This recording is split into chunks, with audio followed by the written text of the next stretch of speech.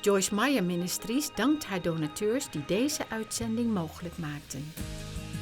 If people have hurt you, the number one thing that God requires is that you forgive them.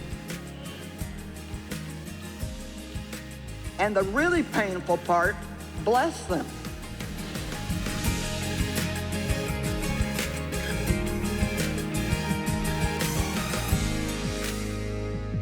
Every day you can have a brand new start. I want to read you Lamentations 3:17 through 25. This is actually so good. My soul is bereft of peace. I have forgotten what happiness is. So I say, my endurance has perished. And so has my hope from the Lord. Well, everything I've been saying, you can see it right in here. My endurance has perished. I feel weak. I'm going to give up. I just don't think I can do it anymore. And it's because my hope is gone. And hope is a positive expectation that something good is going to happen to you at any minute. When you think like that, it keeps you strong. Every morning when you get up, or even before you get up, whisper to yourself, something good is going to happen to me today. Remember my affliction and my wanderings, the wormwood and the gall. My soul continually remembers it and is bowed down within me. So he's saying, I keep remembering all the bad things that have happened, and my soul is just heavy. It's bowed down within me.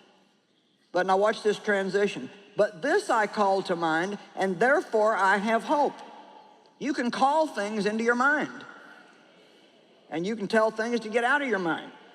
The steadfast love of the Lord never ceases. His mercies never come to an end. They are new every morning. Great is your faithfulness. The Lord is my portion, says my soul. Therefore I will hope in him. The Lord is good to those who wait for him, to the soul who seeks him. So as long as Jeremiah kept thinking about his losses, he just kept getting in a worse and a worse and a worse condition. But as soon as he decided to call to mind the good things in his life, all of a sudden everything started changing. God's mercies are new every day. And you know what else God promises us? Nothing in our life, not even the dumbest thing we've ever done, will be wasted if we give it to him.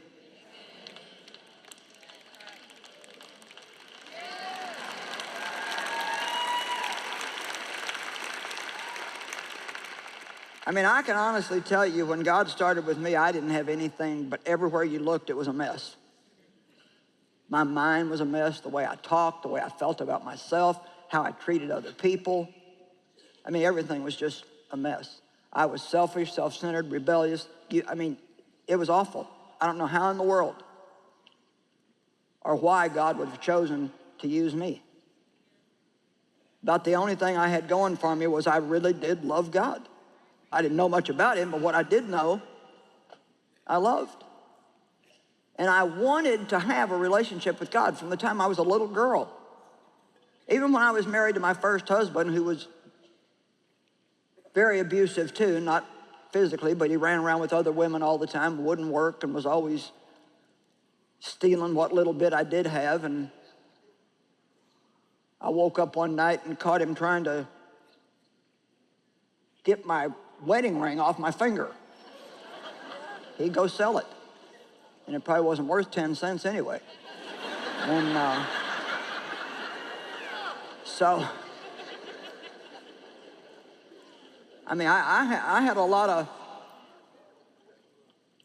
of pain going on in my life. I had a lot of things, a lot of messes in my life, a lot of hurt, bad attitude. I want you to understand that when I look at what God has done in my life, I am passionate about what God can do in yours. I really do believe that with God, all things are possible. Amen? I just dare you to turn yourself over to God. Stop trying to get God to give you what you want and tell God you want what he wants. I'm gonna have to say that again. Stop trying to get God to give you what you want and tell him to give you what he wants. God, your will be done in my life. I'm saying yes to whatever you want, and I don't even know what it is. Now you're making a commitment. See, a lot of people today don't want to get married. They just want to live together. You know why? They don't want to make a commitment. They want to have an easy out if things don't go right. Oh, we need to get committed. We need to be faithful. We need to be loyal. We need to endure difficulties and come out on the other side joyful. None of the junk that I went through in my life has been wasted. You've heard me today use lots of it to encourage you. Nothing in your life will be wasted if you'll give it to God. Now let's talk about emotions for a few minutes. Anybody up for that? I got 25 minutes left to tell you about your feelings. First of all, let's talk about the nature of feelings and emotions. By the way, we'll just take a praise break. 823 people gave their life to the Lord last night.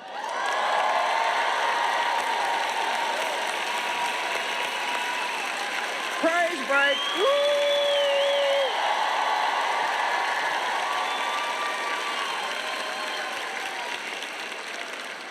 823 new babies to train up.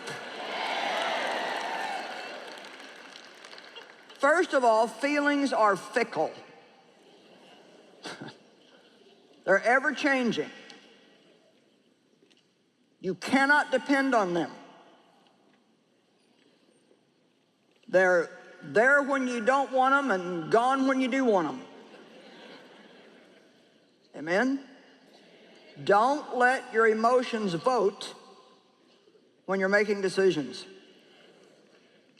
Especially important decisions. Don't go get married on a goosebump.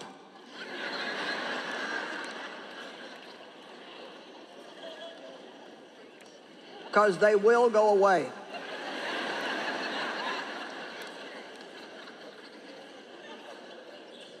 Oh, I could say some stuff, but I won't.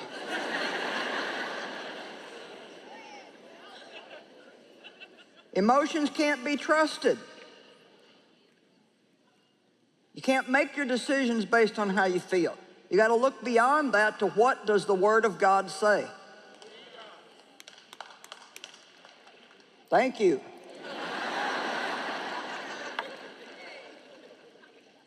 Learn to talk back to the devil. When he tells you nobody loves you, open your mouth and say, God loves me.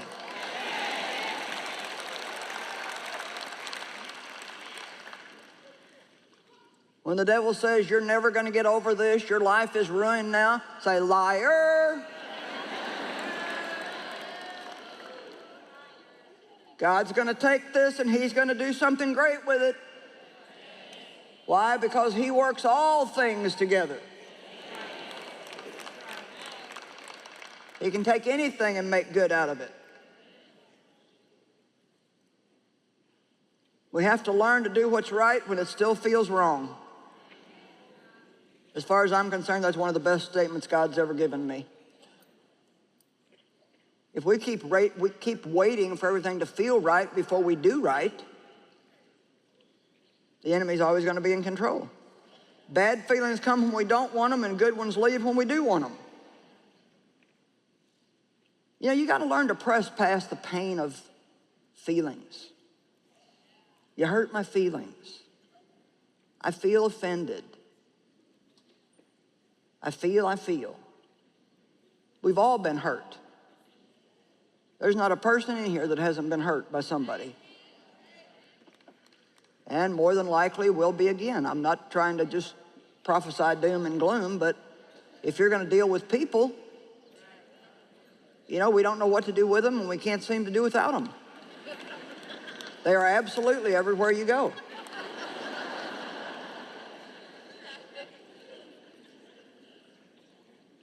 Someone or something has hurt all of us. Abuse, rejection, abandonment, betrayal, disappointment, judgment, criticism.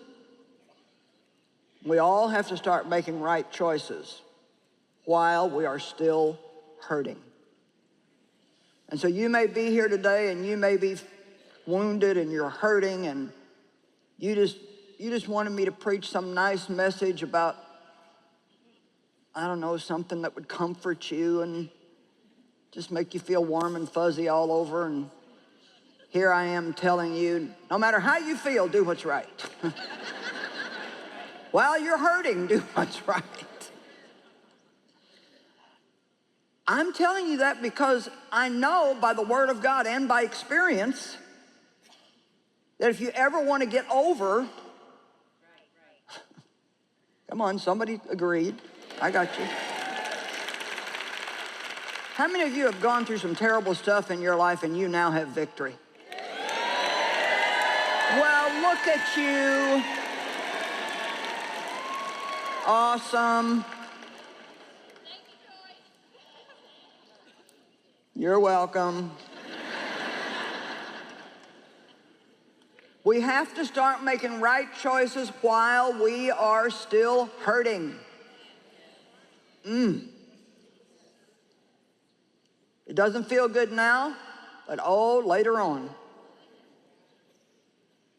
Hebrews 12:11 says, for the moment, all discipline seems painful rather than pleasant, but later. Does anybody in here care anything about later? Because you know, later will come. Hey, you know, you're 20 now.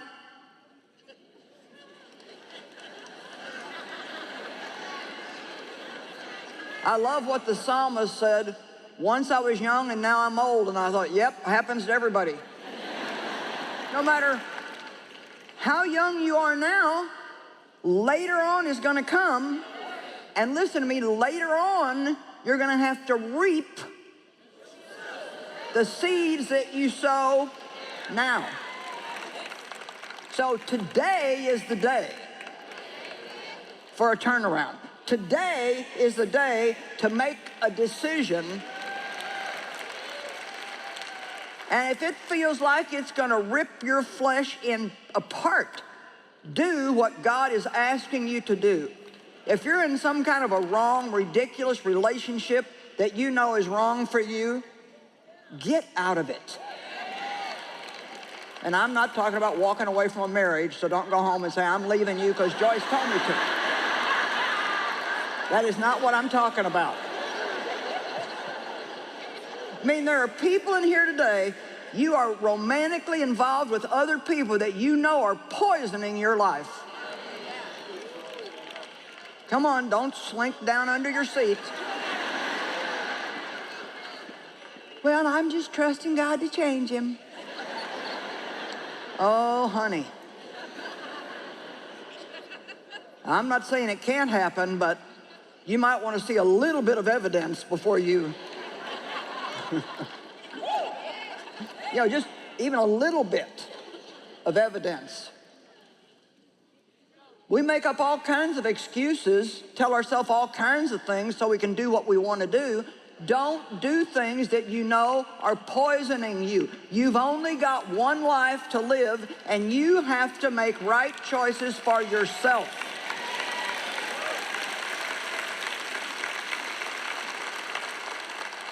Does anybody need to hear this today? If you're the only person you know who's doing what's right, you keep doing what's right, and you'll be the only one who'll end up happy later on. Now, change is painful. I'm not going to tell you that it's not. Doing the right thing when you're hurting is painful. I'm not going to tell you that it's not. But I am going to tell you that you only have three choices, and here they are. Press past the pain now. Just go ahead and say, God, whatever it takes, I want to do this and get it over with. press past the pain later and be miserable until then. Or you can have a third choice, keep the pain forever. Okay, you know what helped me to press through the pain? Oh my gosh, it was so hard for me to learn how to have a decent attitude. And you don't know what a wrestling match I had with self-pity.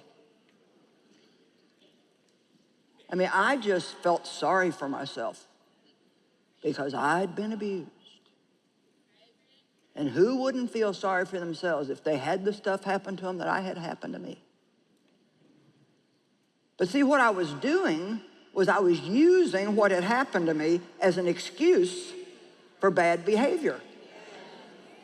Come on now, I'm talking to somebody.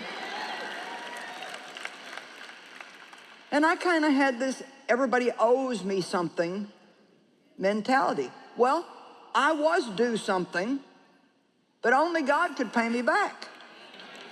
See, and that's the thing you got to realize. If somebody stole something from you, they stole your childhood, they stole your joy, they stole something that should have been yours, don't try to get them to pay you back. They have no ability to pay you back. Go to God and ask Him to pay you back.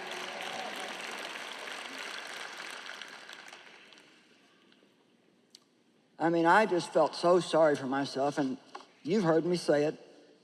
God said to me, you can be pitiful or you can be powerful, but you can't be both. There's always choices. Do you want to be a victim or do you want to have the victory? You want to sit around and feel sorry for yourself day after day and just keep looking at all the things that happened to poor old you? Or do you want to give all that mess to God and say, now let's see you, come on, I want to really see you show out in my life. But that promise of reward kept me going. When I was going through the hard times of trying to get over the abuse that I went through, man, I hung on to Isaiah 61, 7 and 8. Instead of your shame, there shall be a double portion. Instead of dishonor, they shall rejoice in their lot. Therefore, in their land, I love that part. You don't even have to wait till you die and go to heaven. God will start blessing you right now while you're alive. In their land, they shall possess a double portion. Double for your trouble. And everlasting joy shall be theirs. Why? For I, the Lord, love justice. I hate robbery and wrong. God hates it when people mistreat you. And He hates it when you mistreat other people. And I will faithfully give them their recompense, which means reward. How many of you are looking forward to the reward? See, when you're hurting, that's what you got to remind yourself of. This is not right. It's not fair. It is so hard. But God help me act right. And I know that I will have a reward on the other end. Are you with me? But see, it's so hard to not just act the way you feel.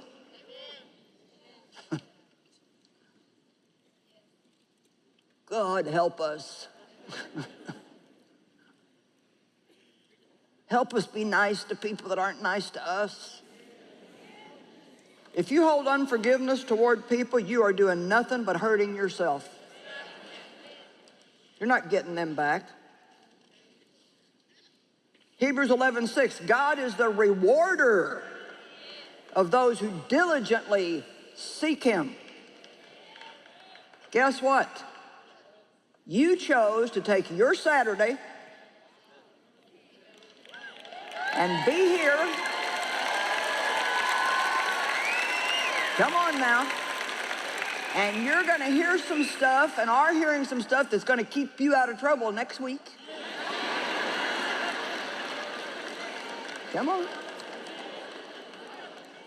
Has anybody, since you've been here last night and this morning, and I'm not just trying to get you to make me feel good, I want truthful answers. How many of you have made some kind of a decision because of something that you've heard that you know is going to be life-changing for you? Well, then it's worth every bit of effort that I put into this to come here. Now you've made the decision, now you got to go home and follow through. When there's no pretty music and no lights and the party's over. Abraham was presented with a very hard choice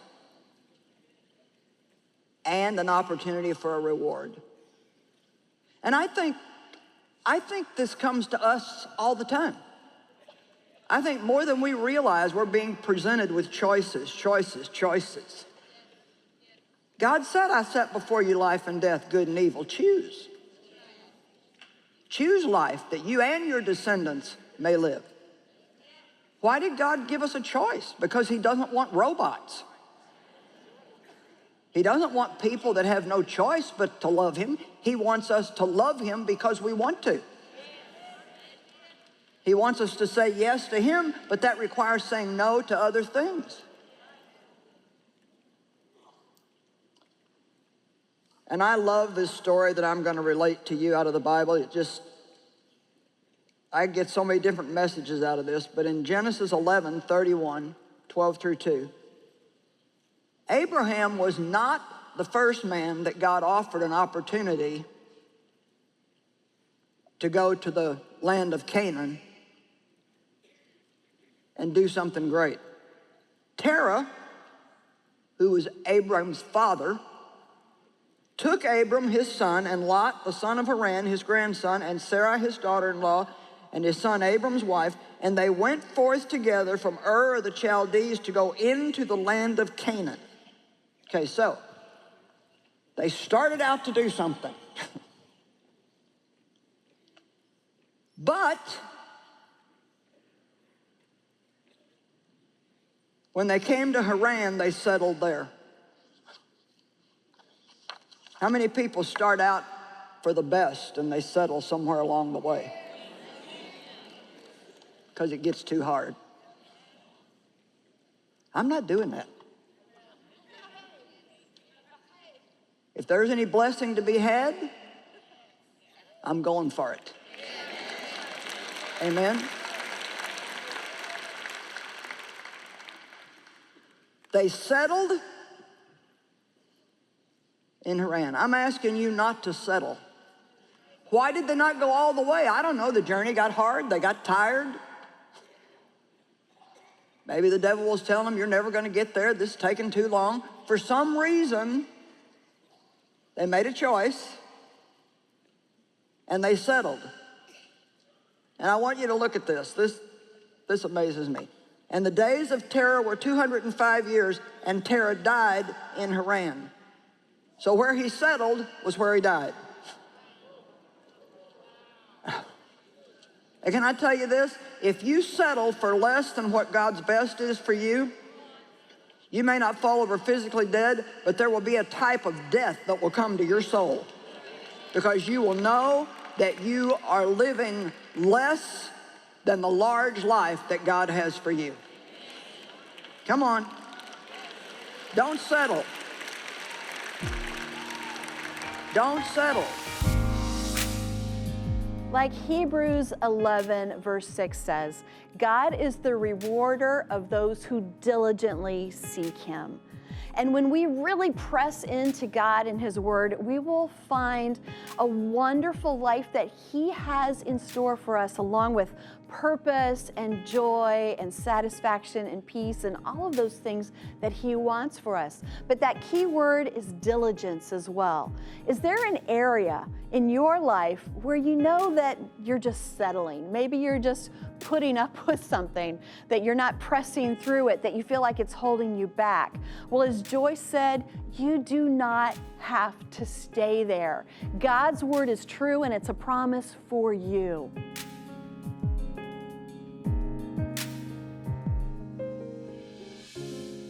Een vervuld leven komt niet uit de hemel vallen. Maar het is zeker mogelijk, zegt Joyce Meyer. En ze laat je graag zien hoe je dat kunt bereiken.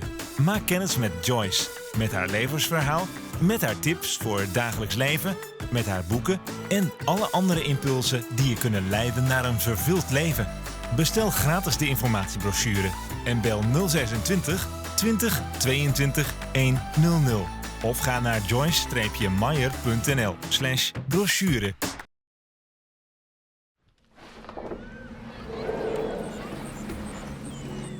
Unfortunately, in a lot of our communities around here in South Africa and this region in KwaZulu-Natal, the abuse, the sexual abuse, the physical abuse of as well, is quite horrendous.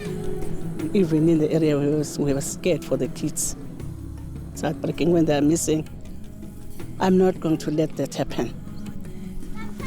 That's why I'm fighting for this area. Some of the children in this area have disappeared. Yes, they did. What We do you... never found them. Before we open up this crèche, they are safe, healthy, good. Yeah, good. So these early childhood development centers are not little nice-to-haves or nursery places where they keep kids, have fun and play games. They do all of those things, but this is actually investing in long-term benefit. This really is something that we can install into a community that opens up the door of the community for us to share the gospel and really stands as a witness, as a shining light into the community about the love of Christ. And we have such great opportunities through our Classrooms of Hope to help little guys like this who are going to make a big impact on the world one day. With your missions gift right now, you can provide safe classroom learning opportunities for young children. You and your special gift today will change lives.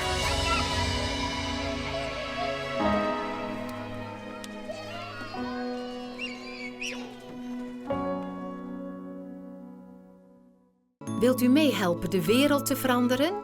Word dan onze partner en doneer regelmatig. Wij sturen u graag kostenloos onze brochure toe. Vraag deze aan door te bellen naar 026 20 22 100 of ga naar joyce-meyer.nl/partner. En nu, let op!